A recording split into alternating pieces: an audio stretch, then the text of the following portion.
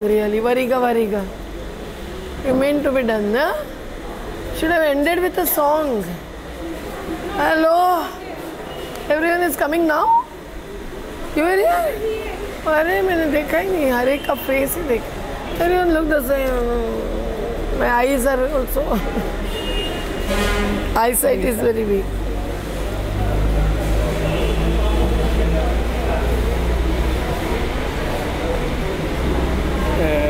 Good morning, Mehtaji. Very welcome to the cultural capital of Thrissur. And we are from the Lalur agitation against the waste management. We want to ask you a few points, your personal viewpoints about this. That waste disposal has become a major problem in Kerala.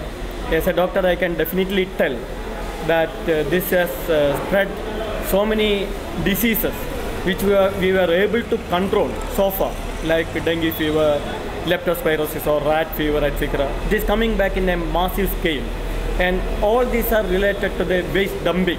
And Lalur, just 1 kilometer from the Thrissur collectorate, and it has become a very large problem in the Thrissur, as far as the Thrissur town is concerned or Thrissur district is concerned. Meet Mr. Vasu, who is the convener of the Lalur Agitation Committee. Fighting since years. Now, let me ask you, what are the real problems behind this waste management? Why we are not able to dispose the waste scientifically? See, the real problem is that of lifestyle. The non-degradable kind of material that is used by all, more or less, is creating this problem. But here in Kerala, the problem is known because thanks to the struggle by P.K. Vasu and others and the community of Lalur, which is now spread to other communities also. Other places also there is equal amount of problem. The people are not aware of and they are not raising the issue. There is also a problem because the whole center-periphery approach is resulting into a waste management where someone creates waste and someone is facing the results of dumping the waste. And the center is the urban industrial townships to metropolis. And the periphery is the village communities, the Adivasi hamlets and so on. Up to the uranium and the nuclear waste, you can take care of the waste like this, they believe. So the problem is that they don't care. They don't care for humans and they don't care for nature. And they means the planners. And the planners nowadays include the investors. So that nexus is ruining the natural resource ecosystems, and waste dumping is one of the same actions. Now, the problem is because this much of urbanization, which is spread up to such an extent that about 50% and more population is already in the cities, in many states, in many metropolis, and at the country level also that is going to be the percentage within a few years. Now this has sprawled and spread within a few years or decades, while there is no complementary technologies evolved and the institutions evolved to take care of the result of this urbanization, industrialization, which includes waste. Now the effluents on one hand result in the direct pollution which is sensed, but this kind of the domestic waste, for example, is not considered as anything risky. But now because the scale is so much that is also resulting into dermatological diseases, skin diseases, to respiratory diseases, to whatnot, I think the people have taken cognizance, and it is only the people's struggle that will compel the state to take cognizance. So as far as Thrissur is concerned, Thrissur Corporation is there. In your opinion, at what level the real block for the waste disposal is coming? that whether it is in the politicians level, whether it is in the bureaucratic level, or is it the fault of the citizens? I think you cannot point out to one kind of culprit. Everyone is partly ignorant and partly callous, including the citizens. But let us start with the planners, the rulers. They have the highest responsibility because they are in charge and in control of resources.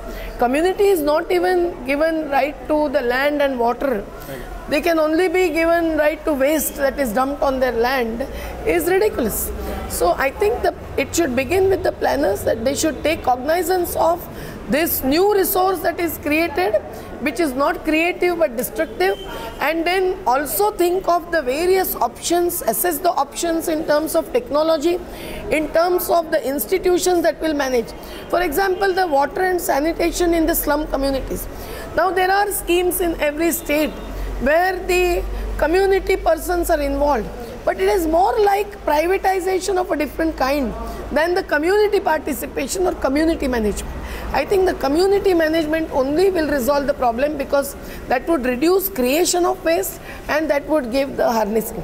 Also, the technologies which are using the waste for, say, creating manure, that will again be a benefit. Local. And distantly it can be called as development benefit.